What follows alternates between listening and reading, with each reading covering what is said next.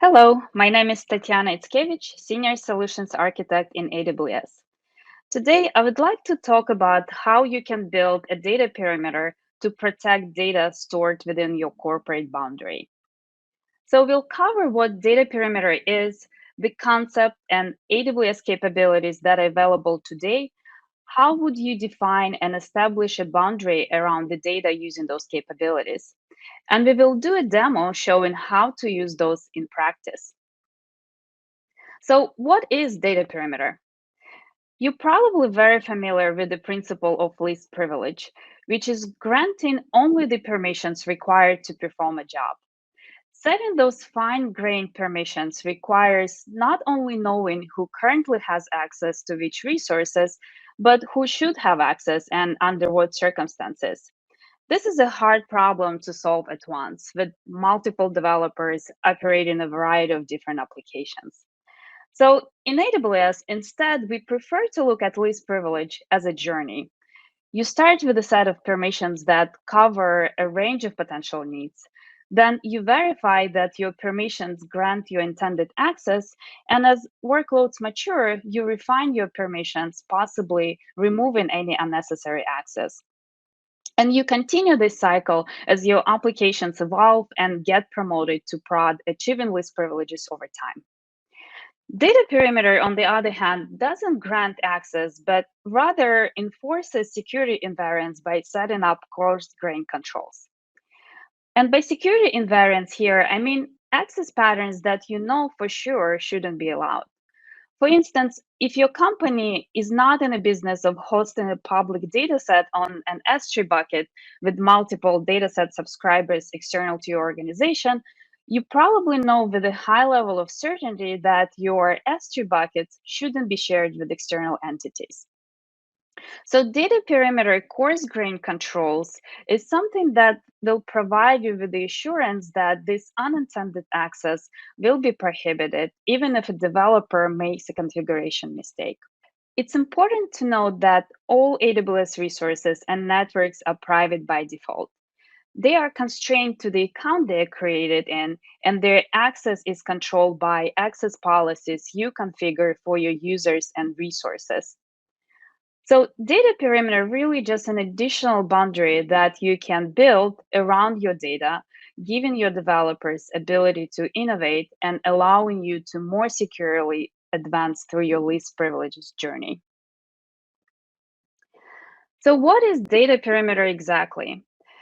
Data perimeter is a set of preventative controls that allow you to assert that only trusted identities reach entrusted cloud resources from expected networks.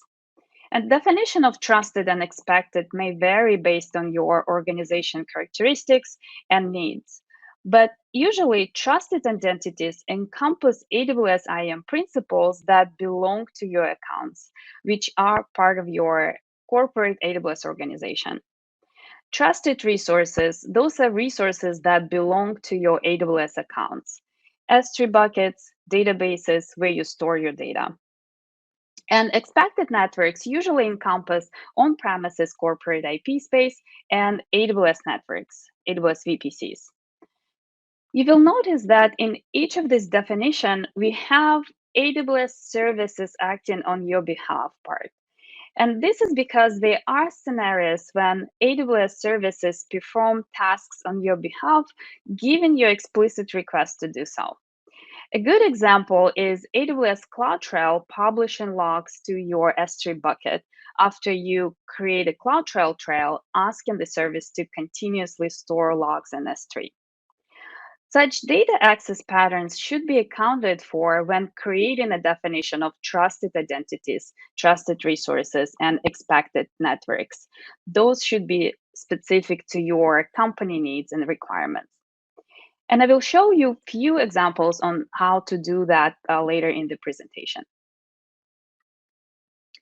Considering various data access patterns and definition of trust boundary, we can define 6 distinct objectives which are targeted by the data perimeter controls. where identity perimeter is trying to reason about who's making a request, whether it is a trusted identity or not trusted identity. Identity perimeter controls help ensure that your company data is not accidentally or intentionally exposed to unauthorized parties, possibly through misconfigurations of your resources or networks. This is something that will allow you to say that my S3 buckets must never be readable by external identities. Identity perimeter controls also help ensure that your employees are not able to bring their own credentials into your network. Resource perimeter is where we are trying to reason about what a user is attempting to access. Resource perimeter controls help ensure that developers on premises or applications in VPCs can only access company approved data stores. And finally, network perimeter evaluates where a request is coming from. Network perimeter controls help ensure that corporate users and applications credentials can only be used from the company managed networks. It might be important for companies that don't want their employees going to a coffee shop and accessing their corporate resources, bypassing other controls that may exist in the intended network path. So, what's some of the other reasons why data perimeter topic might be important for you? Well, establishing a data perimeter might be very important in early days for companies in regulated industries. Various security frameworks and compliance requirements dictate implementation of controls which prevent unintended access. NIST CSF framework has a control around providing reasonable assurance that logical access to data is restricted to authorized and appropriate users. You can find similar controls in CIS benchmarks and other compliance frameworks. Some companies that don't have specific regulatory constraints still might need to implement data perimeters in order to meet their internal security objectives and maybe to support their security strategies such as data loss prevention. There are also non-security specific objectives which may drive your adoption of data perimeters. And I already talked about it briefly, but when you adopt cloud technology, you probably want to take full advantage of all the main benefits it offers, including the increased speed and agility. And as your developers are experimenting and exploring new opportunities in AWS, it might be hard to achieve least privilege immediately while not stifling innovation. With an organization wide data perimeter guardrails in place, you can confidently empower your developers to build on AWS while mitigating risk of unauthorized access to data. And finally, when you advance through your least privilege journey, data perimeters can become part of your defense in depth security model. While least privileges allows to enforce fine-grained access controls, data perimeters serve as an always-on firm boundary to help protect your data across a broad set of AWS accounts and resources. Now, when you know what security objectives constitute the data perimeter in AWS, you probably need to know how to go about defining one for your company. To start with, you would look at the security control objectives, which are targeted by data perimeter controls, and decide which ones are important for your business based on your risk based security strategy. And then, based on your definition of trust boundary, right? What are those trusted identities, trusted resources, and expected networks for your company? You will implement those security objectives by applying policies at various constructs within AWS organization. There are three main policy types that you will be using to apply data perimeter guardrails. Service control policies are organization policy that you can use to establish the maximum available permissions for your principals. Implementing guardrails using SCPs allow you to automatically apply certain restrictions as your organization scale, and you add more principles to your AWS environment. So it is a very scalable way to apply guardrails. Resource-based policies are policies that are attached to resources directly. For instance, you can attach a resource-based policy to Amazon S3 buckets, Amazon SQS queues, and AWS KMS encryption keys. And you would use these policies to control access to those resources based on your application access requirements. And finally, VPC endpoint policies are policies that you attach to VPC endpoints. As you may know, you can use VPC endpoints to enable connections between your virtual private cloud, VPC, and supported services without requiring you to use an internet gateway or a NAT device. When you create or modify an endpoint, you can attach your custom policy to restrict access through that endpoint based on your security requirements. In the context of data perimeters, you will see that the correct policy type for each control objectives depends on what resource you're trying to secure. Resource-based policies, which are applied to resources such as S3 buckets, can be used to filter access based on the calling principle and the network they are making the call from. So you will be using resource-based policies to prevent access by identities that aren't part of your AWS organization and not coming from your corporate networks. VPC endpoint policies are used to inspect the principal making the API call and the resource they are trying to access. So you will be using VPC endpoint policies to assert that your networks can only be used by trusted identities and to only access trusted resources. And SCP's policies are used to restrict your identities from accessing resources outside of your control or from outside of your network. So you will be using SCPs to ensure that your identities can only access trusted resources and only from expected networks. The next, the next question you will have is what those policies look like. And we will start with identity perimeter.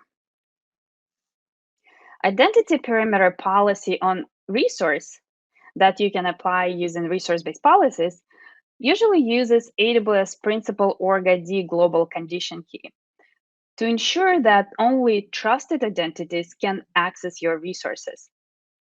This global key compares the identifier of the AWS organization to which the requesting principal belongs with the identifier specified in the policy. In this diagram, you see an S3 bucket in your organization, which have this deny statement in its resource-based policy, which essentially prevents listing, getting, putting objects in that bucket unless the principal making the call is from the AWS organization specified in the AWS principal org ID condition key. As I mentioned previously, we also want to permit AWS services acting on our behalf. And going back to our CloudTrail example, when CloudTrail publishes logs to S3, it uses service principal, cloudtrail.amazonaws.com, which belongs to AWS account. This is why this deny statement also contains AWS principal is AWS service condition key.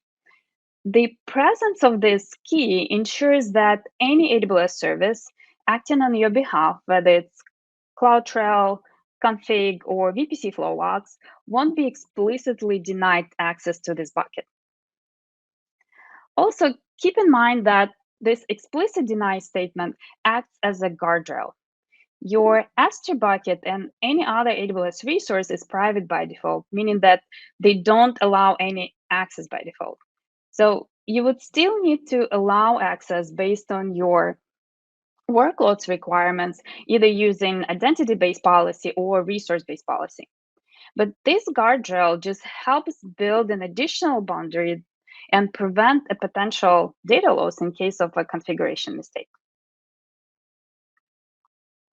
On the network side, in order to apply identity perimeter, you would first force all your traffic to traverse through the VPC endpoints and then implement VPC endpoint policy that only allows access to trusted identities, again using AWS principal org ID global condition key.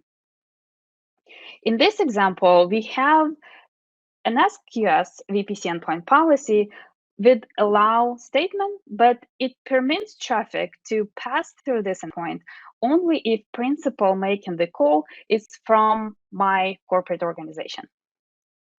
Also keep in mind that like SCPs, VPC endpoint policies don't grant any access, but they rather establish a boundary, which is the maximum access allowed through the endpoint.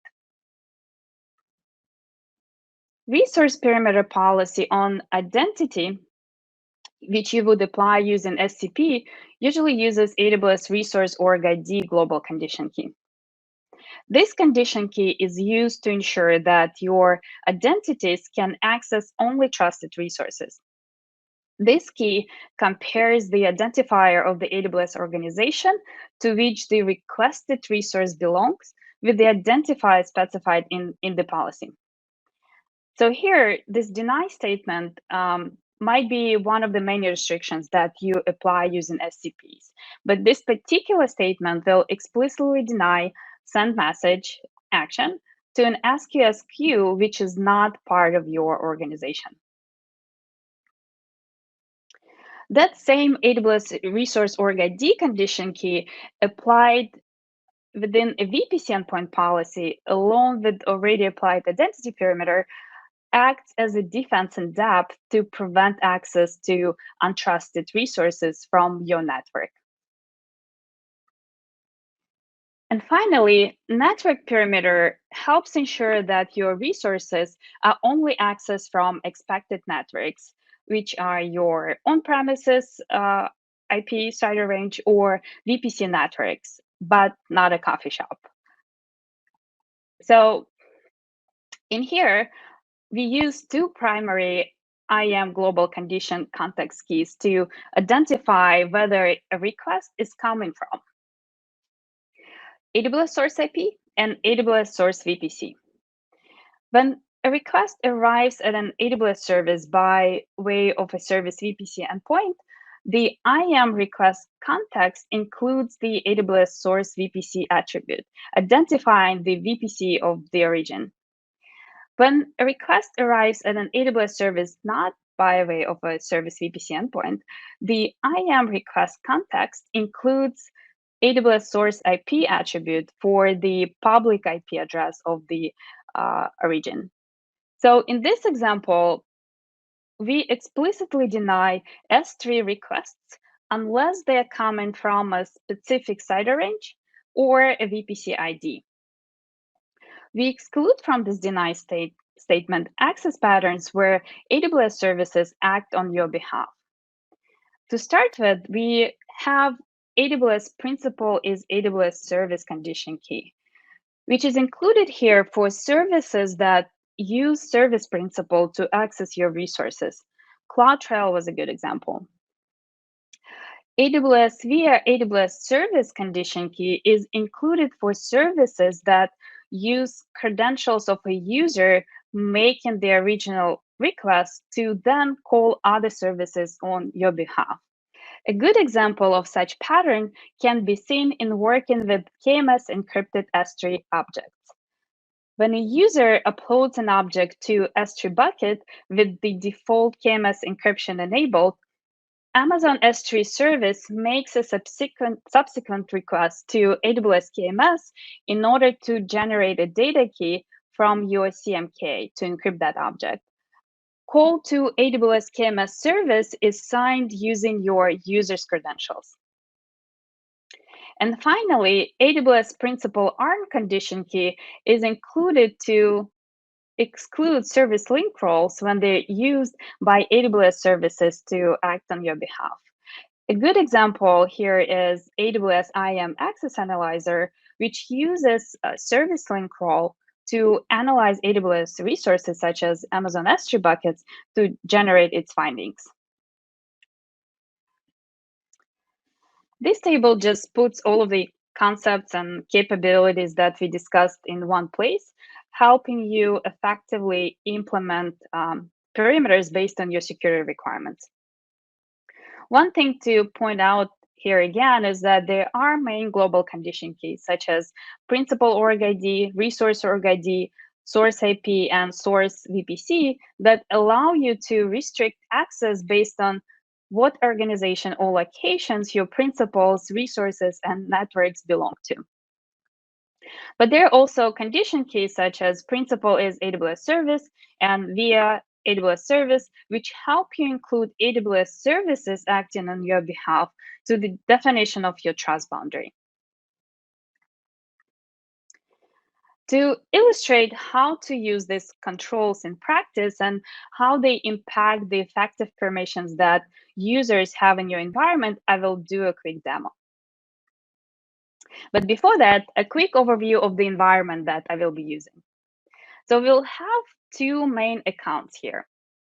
Account A, which is part of our corporate environment and is a member of our corporate AWS organization. Then we have account B, which is an external account that we want to prevent our users from accessing while they are operating within our corporate boundary and have access to corporate data.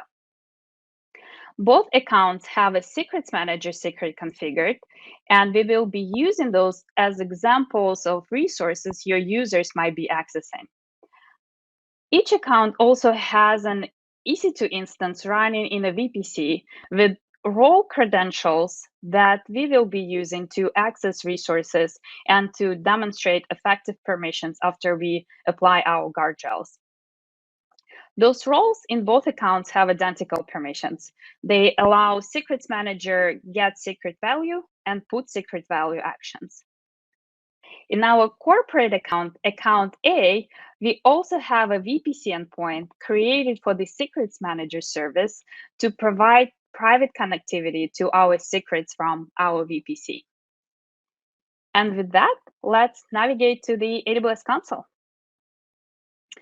For the first demo, let's assume that a developer in account A, our corporate account, accidentally allowed an external access to account A secret.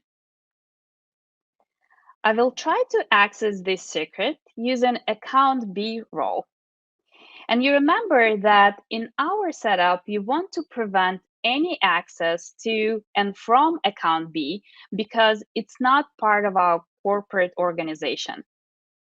And to test this access, I will go to the EC2 console of account B and use AWS SSM Session Manager to access my demo instance.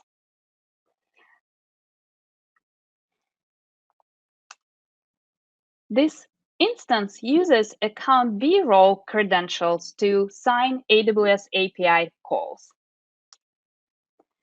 From here, I will issue AWS Secrets Manager get secret value call, and you can see that this cross-account call has succeeded.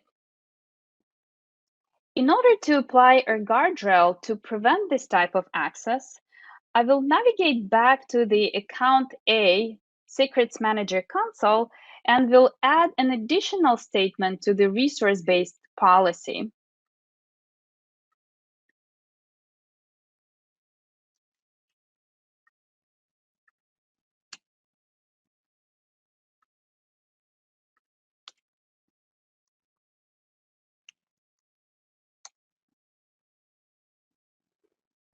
This statement will explicitly deny any secrets manager operations if it's not signed by credentials that belong to my organization or to AWS services acting on my behalf.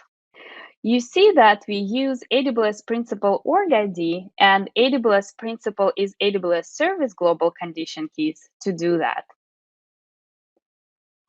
To show this guardrail in action, I will again try to issue AWS Secrets Manager get secret value call from account B EC2 instance.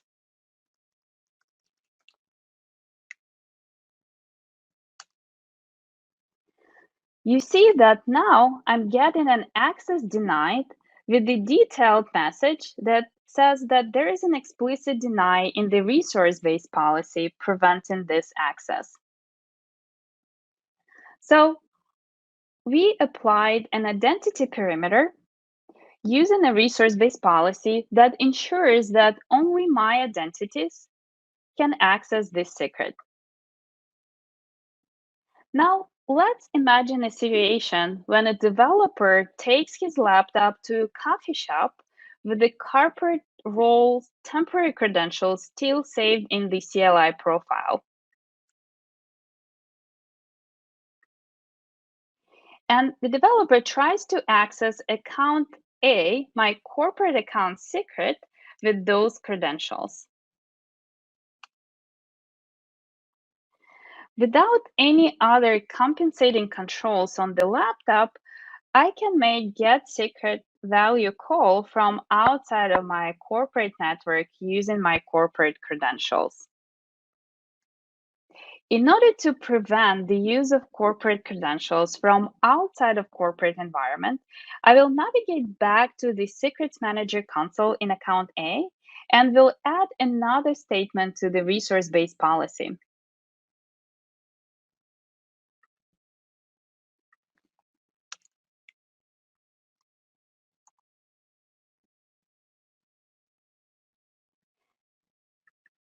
This statement will explicitly deny any Secrets Manager operation if it's not originating from my approved IP CIDR range, a VPC where my applications are running, or networks of AWS services acting on my behalf.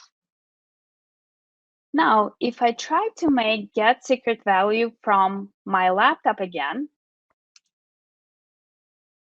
I get an access denied with a detailed message saying that there is an explicit deny in a resource-based policy preventing this operation.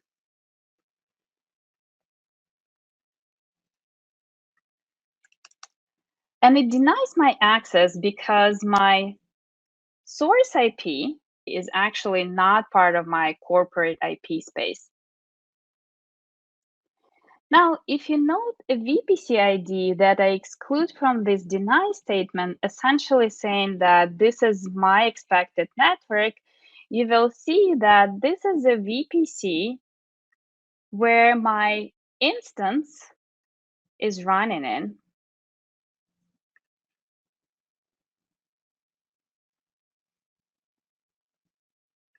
So if I try to access this secret from this instance using account A role,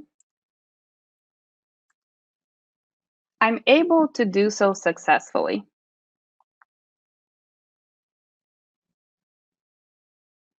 So in this case, we applied a network perimeter on our secret using resource-based policy that ensures that this secret can only be accessed from expected networks.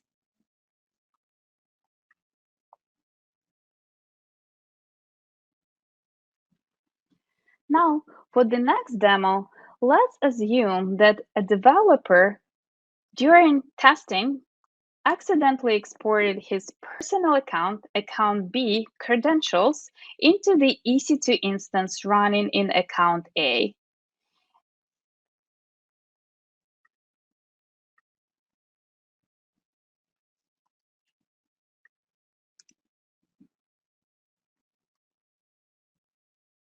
And then run a script that tries to push data to account B secret. You see that this call succeeds. In order to apply a guardrail to prevent this type of access, I will navigate to the VPC console in account A and attach my data perimeter policy to a VPC endpoint for AWS Secrets Manager service.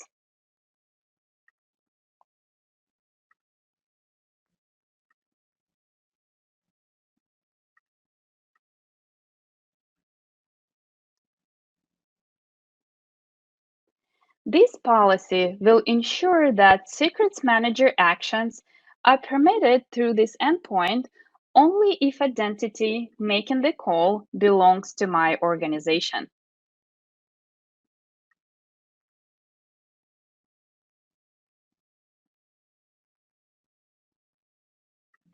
Now, if I try to access account B secret from my EC2 instance again using account B role, I'm getting an explicit deny with the detailed message that no VPC endpoint policy allows this operation. So we applied an identity perimeter on our network using VPC endpoint policy that ensures that trusted identities belonging to my organizations are allowed from this network, but no any other identities.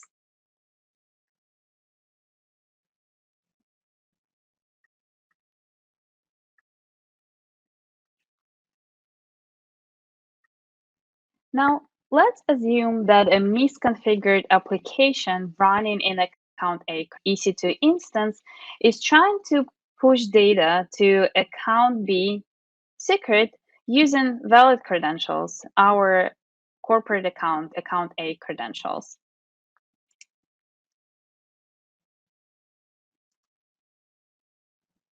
You see that this call succeeds since account A role has permissions granted by its identity-based policy to do so, and because I'm using corporate credentials, which is permitted by my VPC endpoint policy.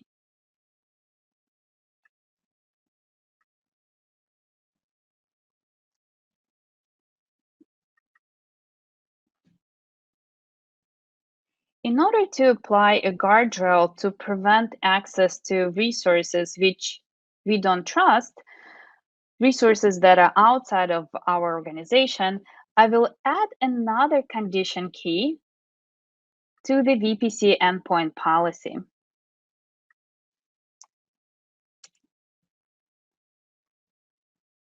This additional condition key in the policy will ensure that access through this endpoint will be restricted to only resources that belong to my organization.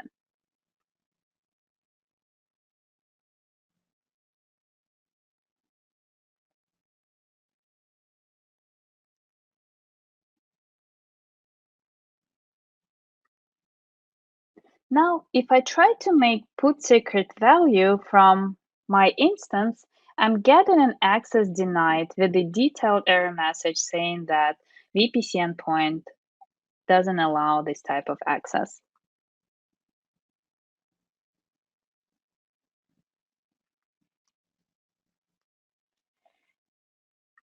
And finally, with all the restrictions applied so far, you see that I'm still able to access account B secret from my laptop using account A credentials. And the reason for this is I'm not forcing this traffic via my corporate VPC. So VPC endpoint policy with the resource perimeter applied before doesn't take effect. In order to apply a guardrail to prevent this type of access, I will navigate to the AWS Organizations Console of the organization account A belongs to, my corporate organization. And from here, I will create a deny list SCP, which will attempt to prevent that access.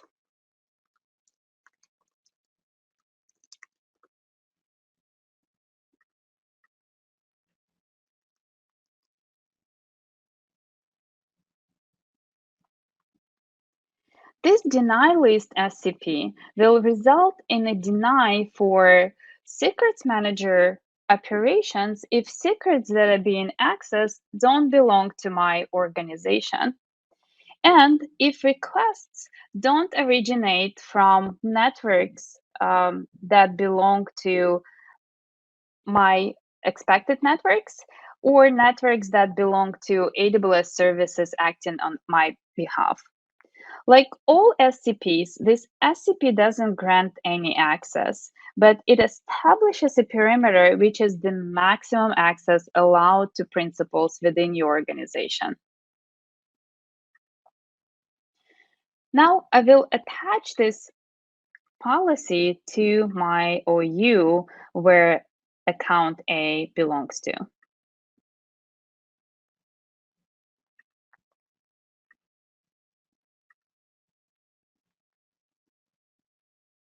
And now if I try to access account B secret again, I will get access denied with a detailed message saying that there is an explicit deny in the service control policy that prevents this operation.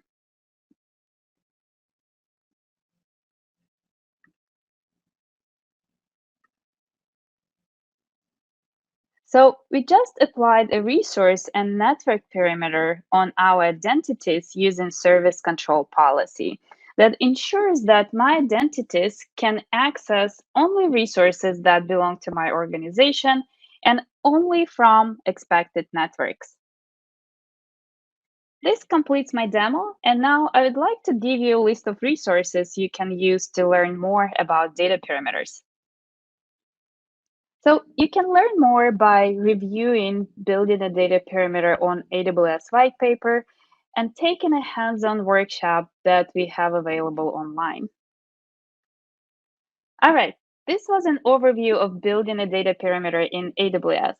Thank you for attending this session, and now we will open the floor for Q&A.